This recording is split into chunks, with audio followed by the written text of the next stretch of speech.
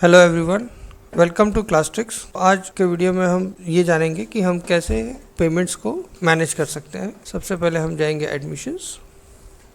जिस किसी स्टूडेंट का हमें पेमेंट बुक करना है या मैनेज करना है, हम उस स्टूडेंट के अकाउंट में जाएंगे,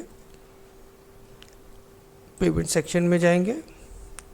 यहाँ पे हम देख सकते हैं जितने पेमेंट स्टूडेंट ने किए हुए हैं पास्ट में, वो सारा रिकॉर्ड यहाँ पे मिलेगा, और जो भी पेमेंट्स अनपेड है वो हम यहाँ पे देख सकते हैं। सो फॉर एग्ज़ाम्पल 5000 रुपीज़ 10 नवंबर 2024 का पेमेंट है और स्टूडेंट ने हमें कैश पेमेंट किया है।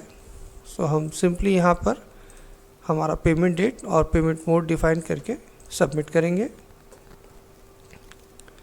सो आप देखेंगे यहाँ पे हमें 5000 का पेमेंट बुक हो चुका है और ये उसकी रिसीट जनरेट हो चुकी है।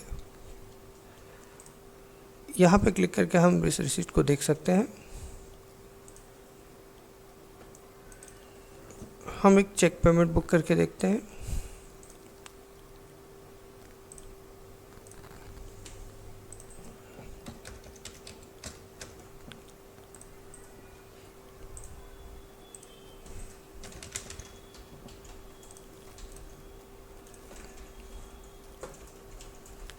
हमने जैसे ही चेक पेमेंट बुक किया है, ये अनक्लियर स्टेट में है। सो यहाँ पे ये हमें ईएमआई पेंडिंग में नहीं दिखाएगा, बट ये पेमेंट अभी तक अनक्लियर्ड है। सो जैसे ही ये चेक क्लियर होगा, हमें चेक का स्टेटस अपडेट करना होगा।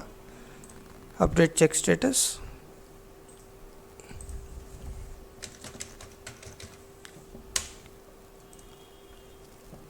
और आप देखेंगे यहाँ पे ये चेक का स्टेटस अपडेट हो चुका है, क्रेडिटेड। और सारे ही चेक्स जितने ही हमने बुक किए हैं वो हम यहाँ से भी एक्सेस कर सकते हैं। फाइनेंस में जाएंगे, चेक्स टैब पे क्लिक करेंगे तो हमें जितने भी चेक पेमेंट्स हैं वो हम यहाँ पे देख सकते हैं। उसे हम स्टूडेंट वाइज और ड्यूरेशन वाइज और स्टेटस वाइज हम उसे फ़िल्टर कर सकते हैं। एक और मेथड है, फॉर एग्ज़ाम्पल स्टूडेंट का 10,000 का ईएमआई था, बट स्टूडेंट हमें ईएमआई के अमाउंट से ज़्यादा या कम पेमेंट करने का ट्राई कर रहा है।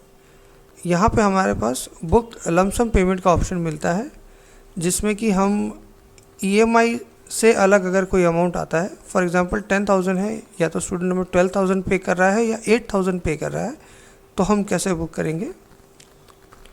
इस केस में हमें सिंपली यहाँ पर टाइप करना है। फॉर एग्जांपल स्टूडेंट ने हमें 15,000 का पेमेंट किया है। सो यहाँ पे हमारा मोड हम डिफाइन करेंगे और हम देख सकते हैं यहाँ पे हमारा एक 15,000 का एक लमसम पेमेंट बुक हुआ है। इसी तरीके से हम जो भी फ्यूचर के पेमेंट्स हैं वो हम यहाँ पे कंटिन्यू कर सकते हैं।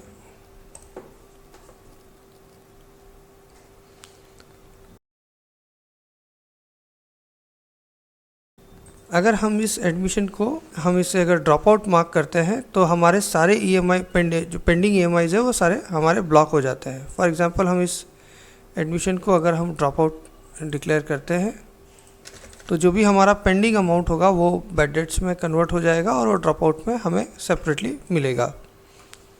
और हम जैसे इनके पेमेंट्स में जाएंगे तो यहाँ पे हमें 2 ईएमआई पेंडिंग दिखाएगा, बट इस ईएमआई के अगेंस्ट आप रिसीट बुक नहीं कर सकते, क्योंकि ये जो स्टूडेंट है ये अब ड्रॉप आउट हो चुका है।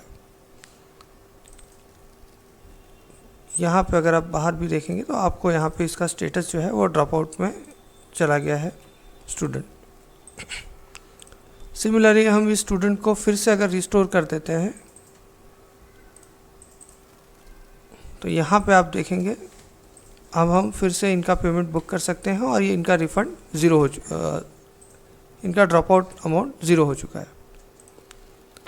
हम यहाँ पे फिर से जाके इस स्टूडेंट को रिज्यूम करके हम इनका लमसम पेमेंट है या हमारा जो एग्जिस्टिंग ईएमआई थे उसी के साथ कंटिन्यू कर सकते हैं, और हम अगर फिर से ईएमआई स्ट्रक्चर को बनाना चाहते हैं तो हम हमारी चॉइस के अकॉर्डिंग इसे बना सकते हैं। सो ये था हमारा पेमेंट मॉड्यूल। Thank you.